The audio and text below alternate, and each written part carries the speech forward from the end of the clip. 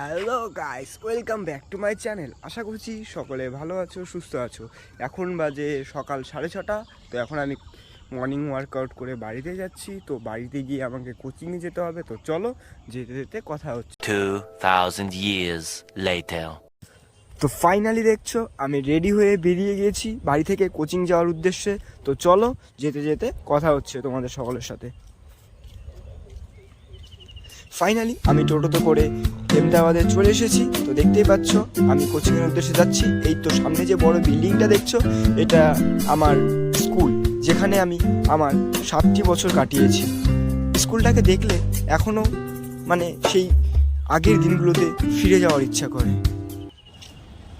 তো ফাইনালি দেখছো আমি স্কুল মাঠে চলে এসেছি।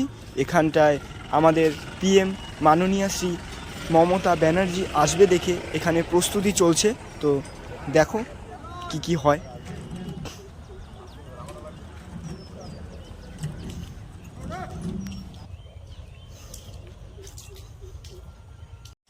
হেলিপ্যাডে হেলিকপ্টার নামানোর জন্য ট্রায়াল চলছে। এখানে দেখতে পাচ্ছ ধোঁয়া দিয়ে হেলিকপ্টারটাকে নামার জায়গার পজিশন বলছে। তো দেখতে থাকো, দেখো সামনে হেলিকপ্টারটি দেখা যাচ্ছে। তো দেখতে থাকো ভিডিওটি।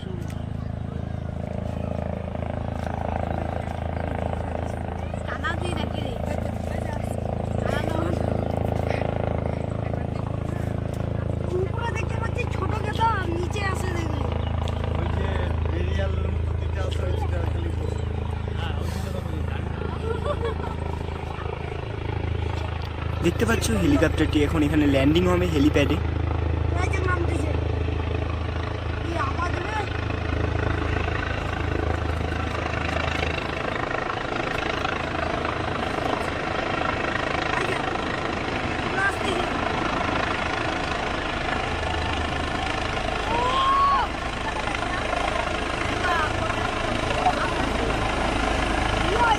দেখতে পাচ্ছ হেলিকপ্টারটা এখানটায় ল্যান্ড হচ্ছে, আর কেমন চারিদিকে একদম ধুলোসাৎ হয়ে গেল।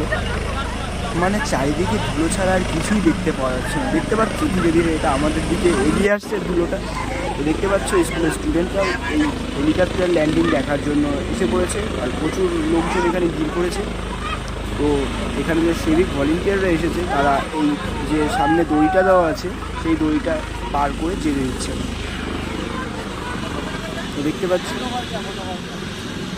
প্রচুর লোক হয়েছে হেলিকপ্টার দেখার জন্য। তো দেখতে পাচ্ছ হেলিকপ্টার থেকে পাইলটটা নেমে গেল। তারা প্র্যাকটিস করছে যে 6 তারিখে আমাদের আহমেদাবাদে থানার মাঠে যে মুখ্যমন্ত্রী মমতা ব্যানার্জি আসবে তার জন্য।